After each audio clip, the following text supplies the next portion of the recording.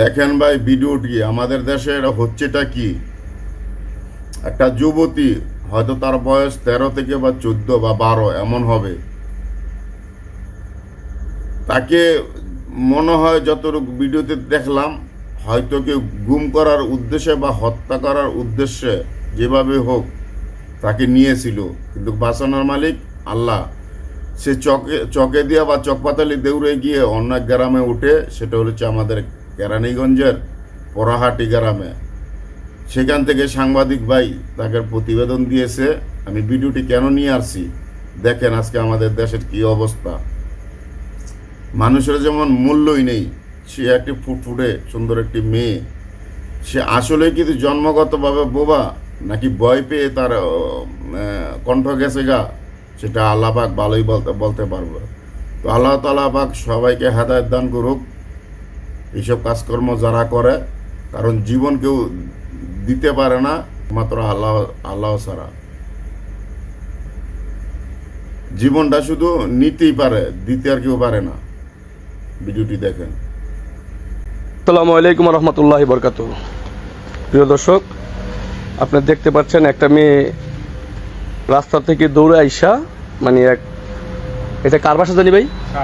শাহানুর ভাইয়ের বাসায় আসছে। এখন এই মেয়েটা মানে ওর পরিচয় পাওয়া যাচ্ছে না। হ্যাঁ, পরিচয় পাওয়া যাচ্ছে না, ও কোনো কথা বলছে না। এখানে আপনারা দেখতে পাচ্ছেন এই মেয়েটাকে আজকাল দেশে যেই ঘটনা ঘটতেছে।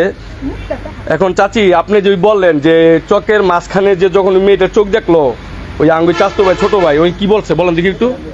আমি কই সেরি যারে দেহে হেরে দেখলে শেয়ার করে। হ্যাঁ ভয়ে ভয়ে কোনো রাস্তাতে না দৌড়ে আইছে, আয় কোনো আমরা সিকরা বড় করতেছে, পুরো দেখলে শেয়ার করে, যারে দেহে হেরে দেখলে শেয়ার করে। আসলে এই জায়গার মধ্যে আইনা বইছি, মানে আম করে দিকে প্রথম শেয়ার দিছে মতন পরে শরীরটা বুবা, বলতে পারে না, কথা বলতে পারে না। ওখানে এই জায়গার মধ্যে বসায় রাখছি। এই আপনি দেখতে পাচ্ছেন মেয়েটা মানে হারানো গেছে। কারো যদি হয়ে থাকে অবশ্যই আপনার বলবেন।